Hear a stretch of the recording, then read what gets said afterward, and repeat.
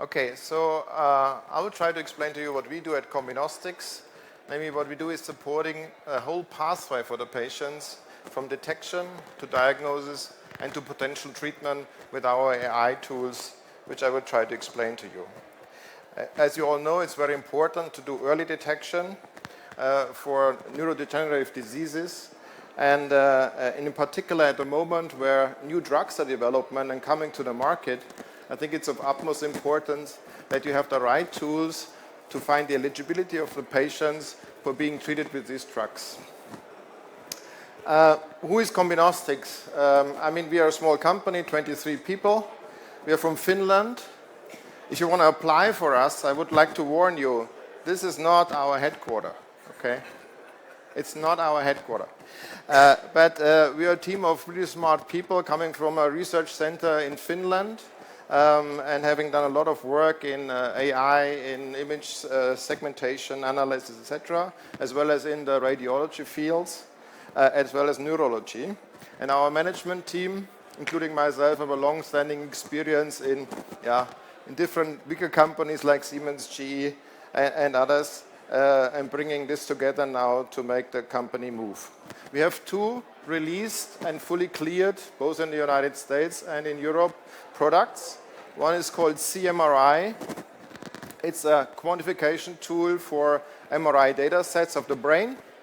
T1, typically MPRH data sets, and T2 FLAIR data sets. And we have a second, and it's a product for radiologists, of course, neuroradiologists. And we have a second product called CDSI. DSI stands for Disease State Index. This is a diagnosis tool which really gives you, in the case of dementia, a differential diagnosis based on variable inputs, including MRI, but also cognitive tests and other things. And our 2 new products which we will bring to the market this year is a CPET, which does the same thing as CMRI, but for PET scans, namely amyloid PETs and FDG PETs. And this other program called CARIA. ARIA stands for amyloid-related imaging abnormalities. These are side effects typical of the new drug treatments. We detect automatically so we can manage the treatment pathway with such a program.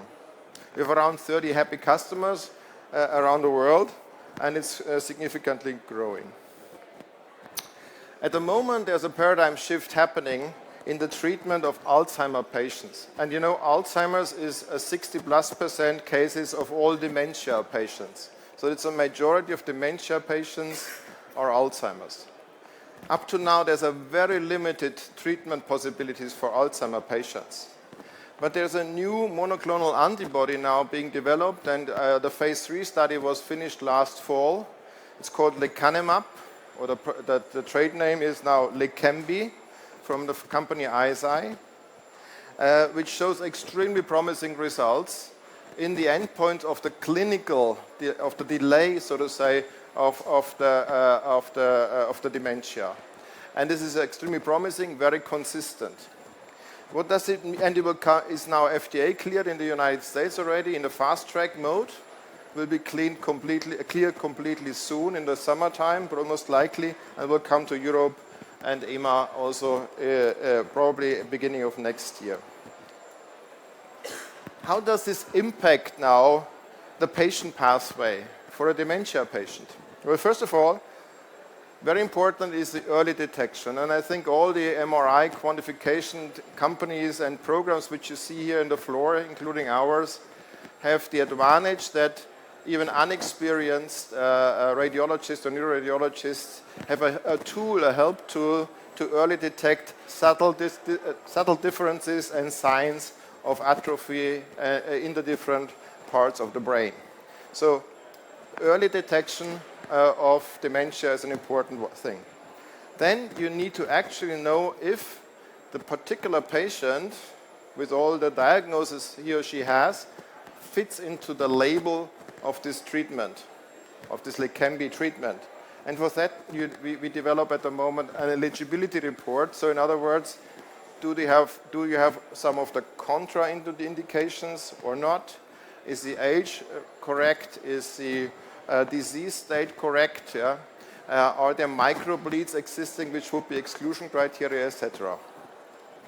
Then you need to finally also know the amyloid status, because these drugs are removing amyloid, which is the dominant part in Alzheimer's for the death of neurons. So, and the amyloid status has to be done either with PET, amyloid PET, or with a CSF puncture, and needs to be included in the diagnosis and the eligibility status. And then finally, last but not least, when the drug is given, you need to monitor the side effects. Every drug has typically side effects, and they need to be managed, and this also be done with MRI scans and the appropriate detection of ARIA. So from our side at Combinostics, we try to cover this complete workflow and pathway with our products. CMRI is a neurological image analysis tool. Detects lesions for MS, for example, detects atrophy of 120 different substructures of the brain, and it's a tool for the radiologist. We create reports. Our tool works fully in the cloud, so it picks the data sets automatically from the PACS system. It recognizes the right data sets, sends it to a gateway which anonymizes the data into the cloud, does the post-processing, sends it back into the PACS system, where you can see as user the reports as well as the overlays or some lesions which have been detected in the PACS system. So there's no need for changing workflow or something like that. The second program, CDSI, which is also released, as I said, now takes, for example, the MR data sets and adds to it the neurological test results, adds to it the CSF results, for example, for amyloid status, and adds to it also the genetic data sets. You know, Alzheimer patients have typically presented with genomic changes, and they are also considered and inputted it. And out of this complete data set now, the neurologist in this case will create, or our program creates, a proposal for a diagnosis. So is it really Alzheimer, or is it vascular dementia, or is it frontal temporal lobe dementia, or is it cognitive normal? This is already product, because we compare the data sets of the patients, the biomarkers, with validated, fully curated patient data sets and the biomarkers, how they correlate to the distribution of patient data and not just normative data. I come to that in a moment. The third product is CPET. It does in principle the same as a CMRI. It quantifies the PET images, the amyloid PET images or the FDG PET images. And the C-ARIA detects the little microbleeds which are potentially appearing during the treatment or even are present already before the treatment and would be exclusion criteria. Our programs run on a platform which is very transparent, so that the different users of the tools, neurologists or radiologists, can actually access within this cloud application, C-Neuro called the platform, all the data from different sites. And in that way, our tool combines and communicates also between the different disciplines in medicine during the pathway. So the radiologist doing some task in evaluating, the neurologist does typically the diagnosis and keeps care of the patient. Nuclear medicine people will do the CPET, etc. Yeah? As I said, normally the MRI data for quantification are only compared to normal populations.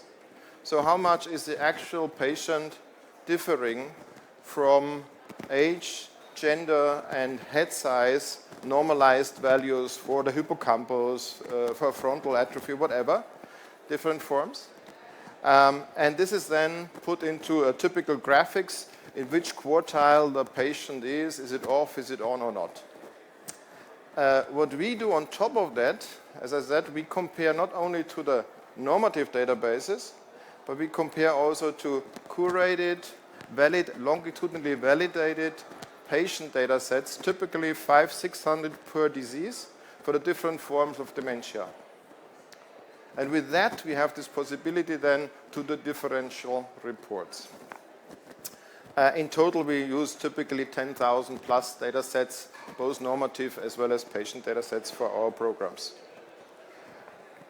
Our programs generate the typical reports, which give you the biomarkers. They indicate in red typically if it's off or on normal. It gives you the location. We also provide a patient report. It's a report which is a little bit more simplified, visual, which can be discussed with the patients as well. And then this report is generated, and this is the so-called differential report for dementia patients. Now clearly showing the individual biomarkers, 5 different biomarkers. Where is the patient? This is the black line. And how does it compare to normal? This is green. To purple, this is Alzheimer's. To blue is frontal lobe dementia, and to red is vascular dementia. And if you look at these biomarkers individually, you see that in different biomarkers create a differentiation, for example, between frontal lobe dementia and Alzheimer's. This is the lower left one, the so-called anterior-posterior index.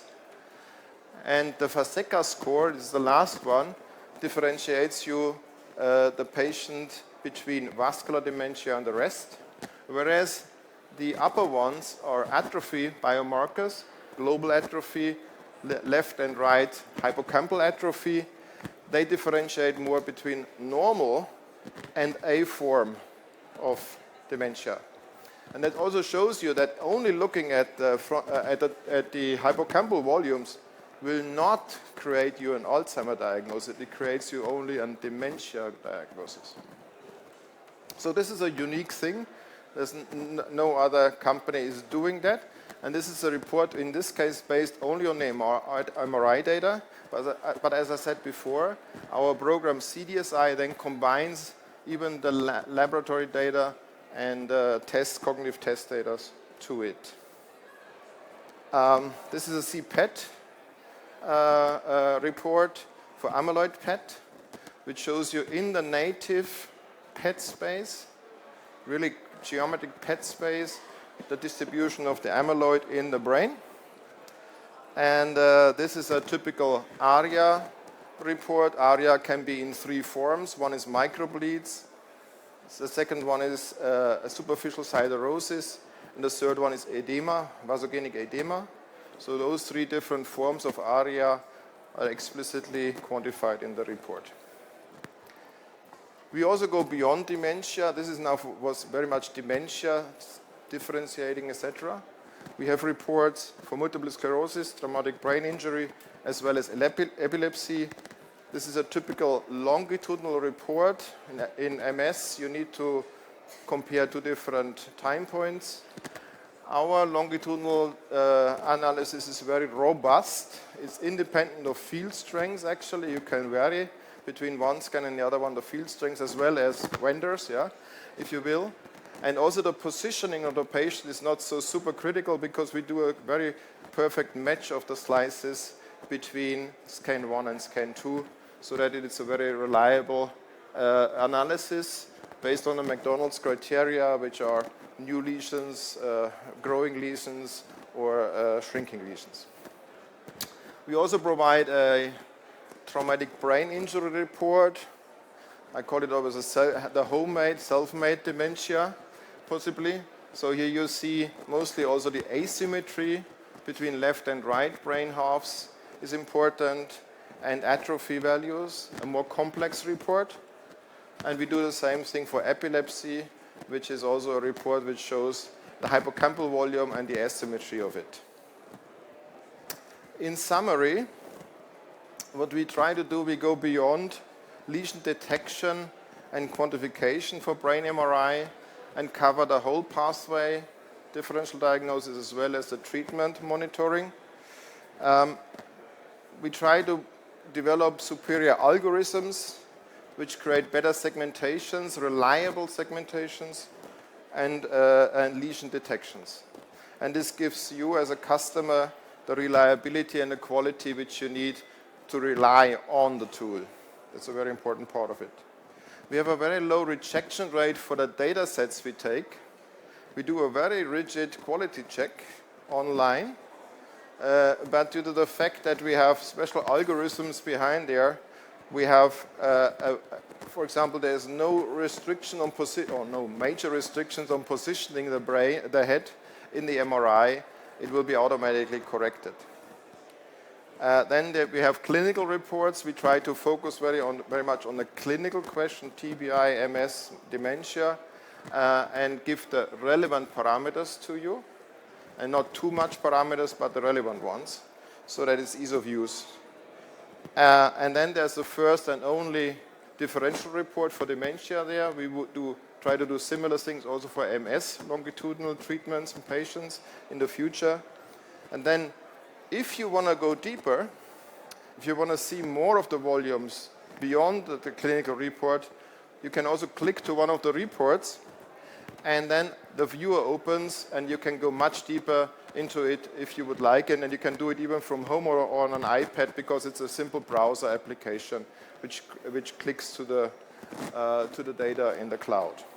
So it makes you a bit independent of PACS and independent of the normal clinical workflow if you want it, but you can completely also use the PACS workflow in itself. If you're more interested in it, there is, I think, only 3 hours left for the show. We have a booth there, and we can give you a more deeper insight into our products.